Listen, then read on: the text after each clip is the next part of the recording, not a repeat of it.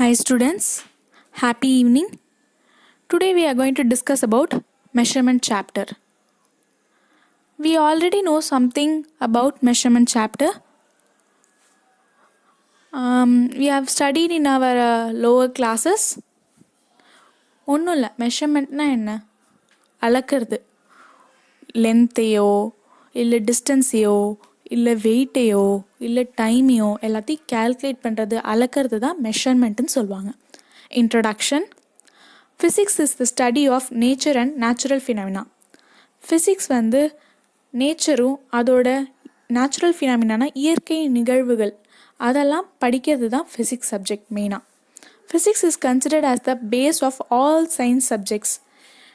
Botany, zoology, chemistry எல்லா science subjects இன்னும் நிறையா கேள்விப்பட்டிருப்பீங்க.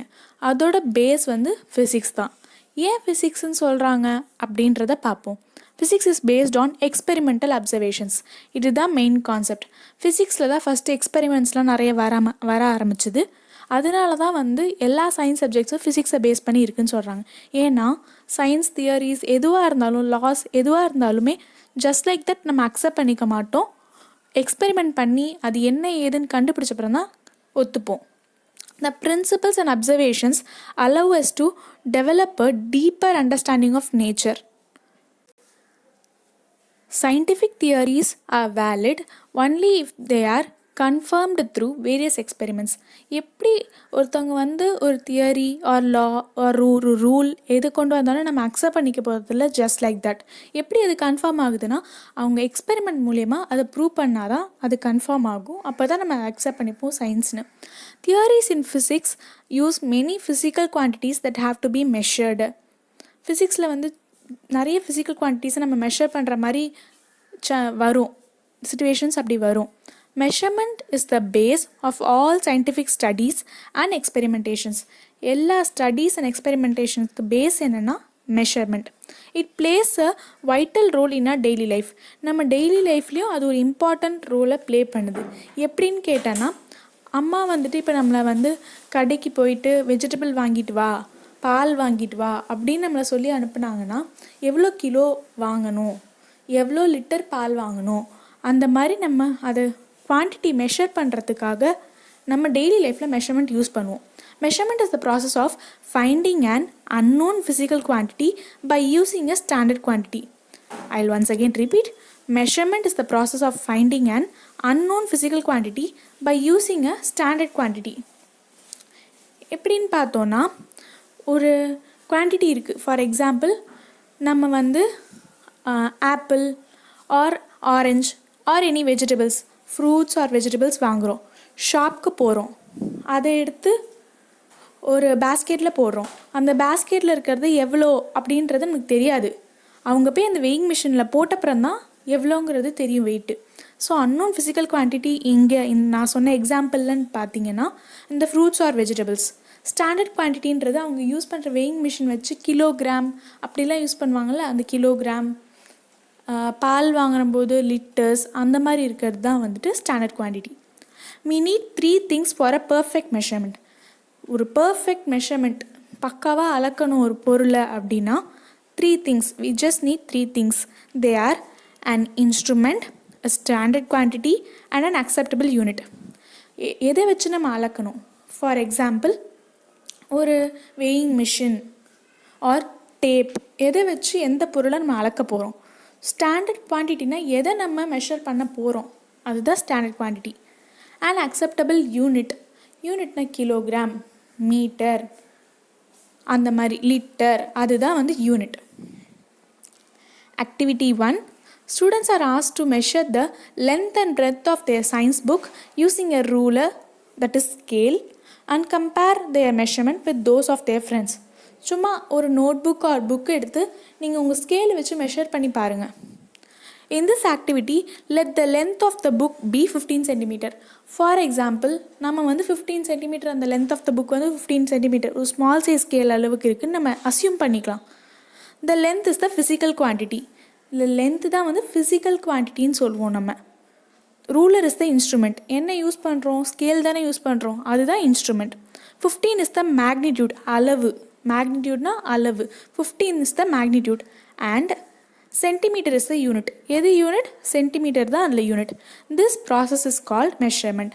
இப்போ நம்ம ஒரு புக்கை அளக்கிறது எப்படி அப்படின்றத வச்சு பார்த்தோன்னாலே மெஷர்மெண்ட்னா என்னங்கிறது நம்மளுக்கு புரிஞ்சிடும். Here all the students will not get the same value. எல்லா ஸ்டூடெண்ட்ஸ்க்கும் ஒரே வேல்யூ கிடைக்காதீங்க. ஏன்னா நீங்கள் ஒரு ஷார்ட் சைஸ் புக்கு வச்சுருக்கலாம், நான் வேறு சைஸ் புக்கு வச்சுருக்கலாம், நான் வேறு ஸ்கேல் வச்சு யூஸ் பண்ணியிருக்கலாம், நான் ஷார்ட் ஸ்கேல், நீங்கள் லாங் ஸ்கேல் யூஸ் பண்ணியிருக்கலாம், அந்த மாதிரிலாம் இருக்குது. Thus one can infer that there may be an error while taking the measurement. Chance இருக்குது எரர் வரத்துக்கு, தப்பு வரத்துக்கு சான்ஸ் இருக்குன்ற மாதிரி நம்ம புரிஞ்சுக்கலாம். இல்லைன்னா பர்சன் டு பர்சன் மெஷர்மெண்ட் மாறுறதுக்கு சான்ஸ் இருக்குது. This lesson helps us to get a better understanding of measure. System of units. People in various parts of the world are using different systems of units for measurement. Measurement பண்ணுறதுக்காக உலகத்தில் இருந்த எல்லா மக்களும் different systems of units use பண்ண ஆரம்பிச்சிட்டாங்க. Some common systems of units are, அதில் காமனாக இருந்த systems of units என்னென்னன்றதை பார்க்கலாம்.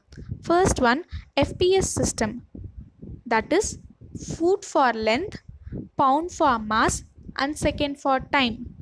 ஃபூட்டுங்கிறது யூனிட், லென்த்துங்கிறது fundamental quantity. Second one CGS system, centimetre for length, gram for mass and second for time. Third one MKS system, metre for length, kilogram for mass and second for time. இந்த மாதிரி 3 systems use பண்ணிகிட்டு இருந்தாங்க first earlier daysல. Do you know the CGS, MKS and SI units are metric systems of units, and FPS is not a metric system, it is a British system of units. இதுலேயும் differentiation இருக்குது. CGS, MKS and SI unitsலாம் metric system of unitsன்னு சொல்லுவாங்க. These are found by the French people. FPS system metric system கிடையாது, அது British system of units, லண்டனில் கண்டுபிடிச்சிருக்காங்க இது. Next international system of units. In earlier days scientists performed their experiments and recorded their results in their own system. முதல்லலாம் என்ன பண்ணுவாங்க, scientist அவங்க எக்ஸ்பெரிமெண்ட்லாம் conduct பண்ணி அது தனியாக அவங்களே ரெக்கார்ட் பண்ணி வச்சுப்பாங்க. Due to lack of communication they couldn't organize others experimental results. என்ன ஆகுதுன்னா கம்யூனிகேட் பண்ண முடியாது. அப்போ ஒருத்தர் இன்னொருத்தர்கிட்ட அந்த காலத்தில் பேச முடியாதுங்கிறதுக்காக ஒருத்தர் கண்டுபிடிச்சதை இன்னொருத்தர் கண்டுபிடிச்சதோட ஷேர் பண்ணி எக்ஸிக்யூட் பண்ண முடியல. அந்த மாதிரி எல்லா சயின்டிஸ்ட்டும் டிஸ்கஸ் பண்ணி ஷேர் பண்ணி பண்ணியிருந்தாங்கன்னா இன்னும் நல்லா வந்திருக்கும் நிறைய science inventions. So the scientists plan to follow a uniform system for taking the measurements. அதனால தான் ஆல் ஓவர் த வேர்ல்டு ஒரு யூனிஃபார்ம் சிஸ்டம் ஃபாலோ பண்ணலான்ற ஒரு முடிவுக்கு வந்தாங்க. As you studied in the lower classes in 1960 in the 11th General Conference on Weights and Measures at Paris in France, the scientists recognized the need of using standard units for physical quantities. நம்ம முதல்லலாம் படிச்சிருக்கோம், சின்ன வயசில் படித்தவன் 1960 11th General Conference on Weights and Measures பாரிஸில் நடந்தது, ஃப்ரான்ஸில் இருக்கிற பாரிஸில் நடந்தது. அங்கே எதுக்காக நம்ம எல்லோரும் ஒரே ஸ்டாண்டர்ட் யூனிட்டை மெயின்டைன் பண்ணணும், ஃபிசிக்கல் குவான்டிட்டியை மெஷர் பண்ணுறதுக்கு அப்படிங்கிற எதுக்காக மெயின்டைன் பண்ணணும் அப்படிங்கிறத அவங்க கண்டுபிடிச்சாங்க. That was called as international system of units. அதுதான் இன்டர்நேஷ்னல் சிஸ்டம் ஆஃப் யூனிட்ஸ்னு சொல்லுவாங்க. And is popularly known as SI system, abbreviated from the French name system international. System இன்டர்நேஷ்னலை ஷார்ட் ஃபார்ம் தான் SI சிஸ்டம் சொல்லுவாங்க. The scientists chose 7 physical quantities as base quantities and defined a standard unit to measure each one. ஒரு 7 physical quantities அவங்க choose பண்ணிட்டாங்க. For example length, time அப்படின்னு அவங்க ஒரு 7 physical quantities choose பண்ணிட்டாங்க. அதை பேஸ் குவான்டிட்டியாக ஃபிக்ஸ் பண்ணாங்க. And defined a standard unit to measure each one. ஒவ்வொரு அந்த பேஸ் ஃபிசிக்கல் குவான்டிட்டியை மெஷர் பண்ணுறதுக்கு ஒரு ஸ்டாண்டர்ட் யூனிட் ஃபிக்ஸ் பண்ணாங்க. அது என்னங்கிறத நம்ம இப்போ பார்க்கலாம். They are known as base units or fundamental units. அதை நம்ம பேஸ் யூனிட்ஸ்னு சொல்லலாம், இல்லை ஃபண்டமெண்டல் யூனிட்ஸ்னு சொல்லலாம். Let us see in table 1.1. SI base units, base quantity and units. Quantity, unit and symbol. Length, the unit is meter, the symbol is m, or we can say as mtr. Mass, kilogram, the symbol is kg, or we can say it in local language as kilo, kilo. Time, second, symbol is s, or we can say it as sec. Temperature, Kelvin, we can say it as K. Electric current, ampere, the symbol is A, or we can say it as AMP. Amount of substance, mole, MOL. Luminous intensity, candela, and the symbol is C. You have already studied about length, mass and time in the lower classes. இதெல்லாம் நம்ம சின்ன வயசில் பார்த்துருப்போம்.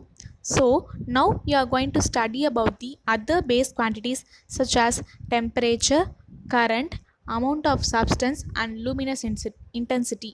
இதெல்லாம் நம்ம என்னன்றதை பார்க்க போகிறோம் இந்த சாப்டரில். Do you know?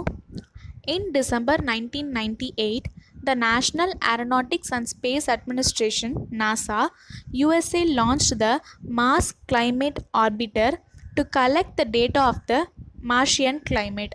என்ன சொல்ல வராங்கன்னா, டிசம்பர் 1998 அப்போது யூஎஸ்ஏ நாசா என்ன பண்ணாங்கன்னா, ஒரு ஸ்பேஸ் கிராஃப்ட், ஆர்பிட்டர்னால் ஒரு ஸ்பேஸ் கிராஃப்ட், அதாவது லேண்ட் ஆகாத மேலே போயிட்டுருக்க ஒரு ஸ்பேஸ் கிராஃப்ட், அவங்க வந்து ஏதாவது இன்ஃபர்மேஷன் கலெக்ட் பண்ணணுன்னா இது சென்ட் பண்ணுவாங்க. மார்ஸோட கிளைமேட் எப்படி இருக்குன்றத டீட்டெயில் தெரிஞ்சுக்கிறதுக்காக இந்த ஸ்பேஸ் கிராஃப்ட் சென்ட் பண்ணியிருக்காங்க.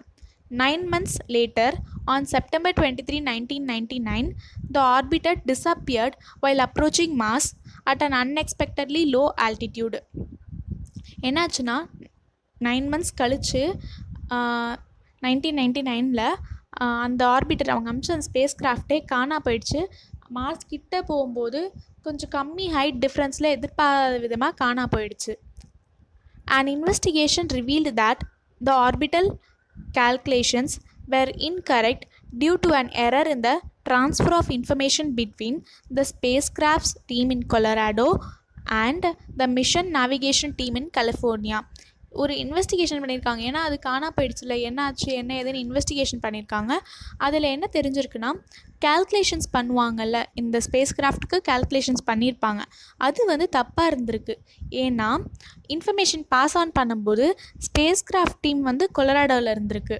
மிஷன் நேவிகேஷன் டீம்னால் எங்கே இருக்குது, எந்த சுச்சுவேஷனில் அப்படியே மானிட்டர் பண்ணிகிட்டே இருப்பாங்கல்ல, அதுதான் வந்து மிஷன் நேவிகேஷன் டீம். அது கலிஃபோர்னியாவில் இருக்குது.